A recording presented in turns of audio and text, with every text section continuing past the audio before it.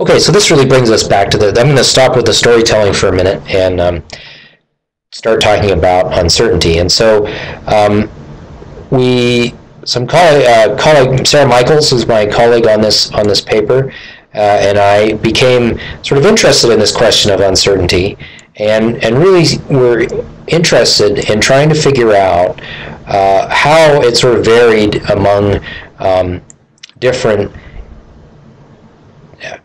disciplinary groups, for lack of a better term, okay, as a sort of a launching point for different for understanding how managers might talk about that. So we went around to a bunch of different departments at the university, and as you can see here, and we asked these departments 3 questions that about risk. How do you define risk, or what do you view about risk? What do you think about uncertainty, and what does it mean? And then what are the critical thresholds of concern? And actually, this third question turned out to be not all that terribly interesting. But I want to talk about these other 2 questions that we got in the context of these disciplines, because they can have some interesting take-home lessons, I think, for a lot of these kinds of interdisciplinary problems, and a lot of what we end up doing in adaptive management really turns out to be very interdisciplinary. So the first take-home lesson was that the concept of risk was very widely shared. So everybody pretty much defined risk along more or less 2 dimensions. One is what is the magnitude of the hazard that you're experiencing? How bad is it? And so the idea is there's something bad is going to happen with risk. And the second component of it is that there's some probability that bad thing will happen. And so you've really got these sort of 2 distinct components to risk. One is the magnitude of how bad it is, and the other is the probability that it happens. So it may happen and it may not happen, is really what it boils down to. And, depending on the department, there may have been subtle variations on that. That's sort of a generalization across it. But by and large, everybody had pretty much the same perspective on what risk was. And so here's an example borrowing from the Turn and Plover sort of stuff. So we could, for example, say that there's an event, and that is not meeting the biological opinion target for the Fledge ratio in 2015. So the biological opinion says the Fledge ratio for turns should be bigger than, and then the number here is I think it's 0.94. So that's indicated by this green bar here. And it should have, and I think this is actually the running average of Fledge ratio over a 3-year period. And what this distribution here is showing is, given all of the uncertainty in the models and the hydrograph and all of that sort of thing, here's the probability under one particular management scenario that will meet that thing. That, in other words, that in this case, the risk of not meeting the target is quite small. Okay, just this little bit down here, so we have a low risk, hence the green bar. And as we saw in some other examples in the talks earlier, this red light, yellow light, green light thing was very popular with a lot of folks. Similarly, for plovers, we could do the same sort of thing. Here, the target Fledge ratio is a bit higher, and the probability of not meeting it is also quite a bit higher. So we gave that a yellow bar. So that was risk, and so like I said, there was a lot of agreement on that. Not so much agreement on uncertainty. Now, there were a few various different kinds of things, but to some extent, pretty much everybody had incorporated this definition of uncertainty at some level in the departments: physics, EEB, S&R, largely natural sciences departments. Okay, where the idea is that there's some value out there that we're interested in. It has some true value associated with it, and we've got some measured estimate of that value. There's some degree of bias, which is a difference between the average, the expected value of the measurement and the truth, and some degree of precision associated with that as well. And there were also thoughts of, the sort of things that we've talked about and different people have mentioned in other talks, like structural uncertainties, which model is the correct model for the system, other kinds of variability in the system, all sort of incorporated in here. But those were the sorts of ideas. And in particular, the idea that you can estimate this with a probability distribution. In contrast, in our interactions with folks from the more policy-oriented sciences, particularly political science and ag economics, this sort of approach to uncertainty was not sort of widely regarded, or not necessarily what people meant when they said uncertainty. In the case of uncertainty, these disciplines often were referring to the situation where you really know nothing. You don't even know enough to put a probability distribution on. It's not enough that you simply don't know the precise value. You don't even know what the distribution is. And I should be clear in saying, this isn't, not every economist in the world says this. This is what we heard from some of our colleagues there, not even necessarily all of our colleagues, but they were, for example, in ag economics, they would say, some folks said, well, it's true that we don't know what the probability distribution is necessarily, but what we do is we use people's beliefs about those probabilities, and they may be different. So we have subjective probability, but then we go ahead and use probability anyway, because the math is easy. Now, is that the same as not using objective probability? Depends on your perspective on some fundamental beliefs about probability.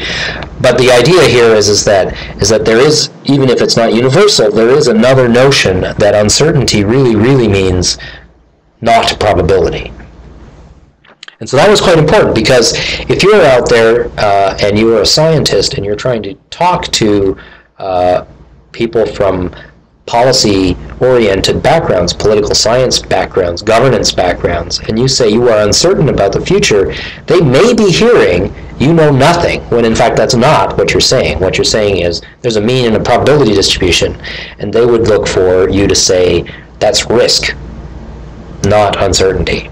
Okay, and so this is quite key to figuring this out. And now how widespread this distinction is and all that sort of thing, I wouldn't presume to say, but it's important to be aware that it exists. So after the Risk and Uncertainty Roadshow, this is sort of where I got to, and that was sort of, started trying to rethink, well, maybe we want to think some more about how we're going to tackle some of these problems. So, at the conclusion of RERS, we found diverse definitions of uncertainty across multiple disciplines. And so why might that be problematic? Well, it turns out that some of those definitions of uncertainty are amenable to reduction by science, and some are not. And so it's really quite key to figure out when and under what circumstances the uncertainty is going to be something that we can apply the Western scientific method to and reduce that uncertainty over time, and where we might not expect to be able to do that. So it turned out that as we did some more research and read the literature on uncertainty a little more widely, it turned out that pretty much everybody has their own definition of uncertainty. And so we wanted to try and get some handle on how to describe this range of uncertainty. And so what we did was we stepped back to a rather old concept, really a very old concept, and that is that we're going to describe that we don't know what will happen in the future exactly. We're going to call that indeterminism. Now, we're not going to say whether it's measured by probability or not, or something else. We just want to talk about indeterminism in the broadest sense, in that we don't know what will happen in the future. And there's certainly lots of different sources of indeterminism. And so if you're familiar with the work, Helen Reagan review of the taxonomy of uncertainty, this next little bit is sort of parallel to that. And they sort of divided up indeterminism at the broadest level into sort of two categories, aleatory and epistemic. And then epistemic uncertainty could be sort of further subdivided into linguistic and estimation errors, which is the kind of uncertainty that I talked about before, and others perhaps that we haven't thought of.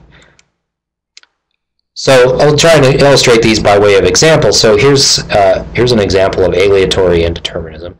These are plots of discharge, daily mean flow, how much water is flowing through the Missouri River, at two different stations, one in Bismarck, North Dakota, so right up in the middle of the main stem reservoir system, and Omaha, which is actually down below the lowest reservoir on the system.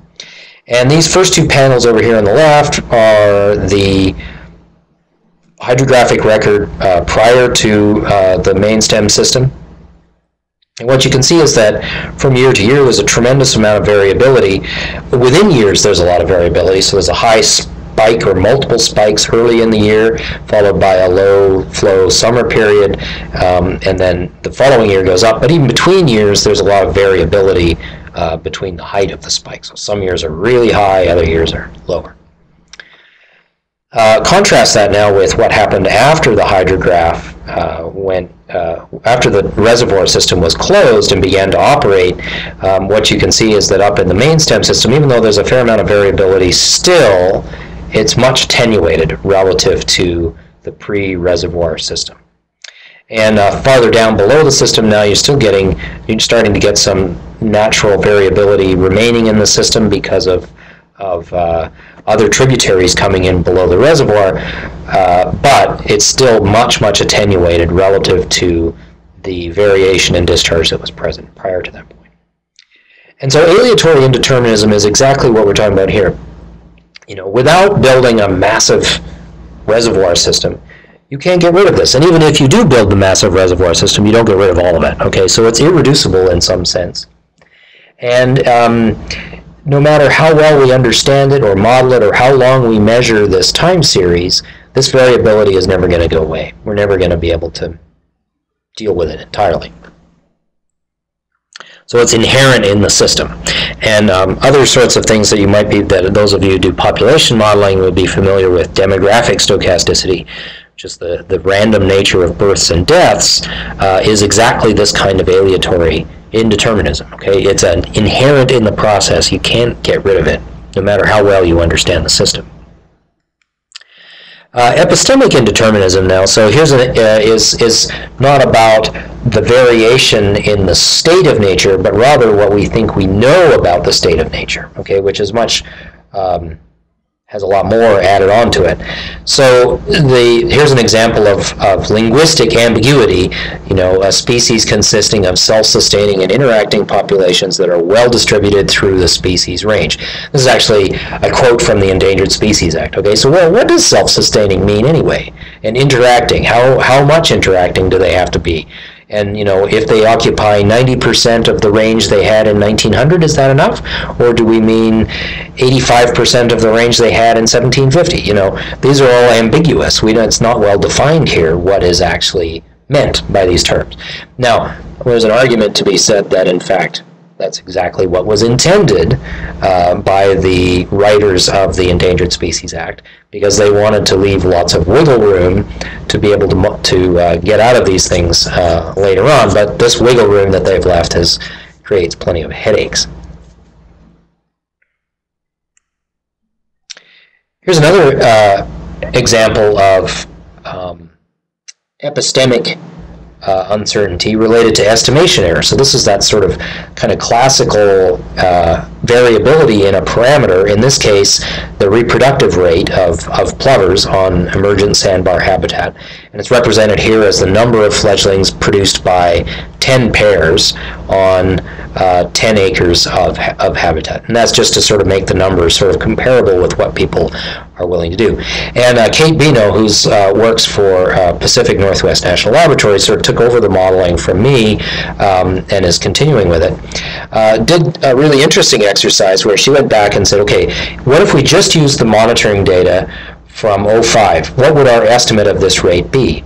And then what if we then said, well, now let's use the data from 05 and 06. So in other words, even though we had been doing this in 2010 and we already had gotten this estimate, okay, sort of upper and lower 95% confidence limits and a median, what if we had been doing it all along? What would our estimates and the uncertainty about that estimate have looked like? And so what you can see is that in 2005, when we didn't have a lot of data, there was a very wide range of uncertainty, and the median was about 20. And then as we added in more data, the median sort of dropped down, the range of uncertainty narrowed, but within 3 years, we pretty much had the range of uncertainty that we have after 5 years, or 6 years even, and the median isn't all that different. It's sort of stabilized relatively rapidly to a particular level. And so one of the interesting things about this is that it looks like it's almost irreducible, like we're not making much headway now in actually getting a more accurate estimate of this parameter, even though we're still continuing to collect data and do things with it.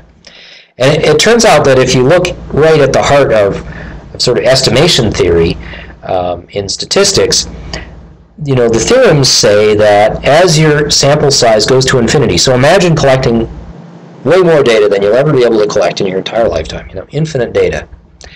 Your error never goes to 0. It goes to a number epsilon, which is maybe small, okay, but it's not 0. So the notion that what we can know about a sampled quantity is never going to be perfect, no matter how much information we get. So there's an irreducible component to this estimation error. And that's really quite key, because what it means is that there's no point in waiting to get better data, because you may not do much better than you already are doing. I mean, it might be possible to do a lot better than you're doing, depending on the kind of monitoring you're doing and all that sort of thing. But on the other hand, it might not be. So you better figure out how to make decisions in the absence of good data.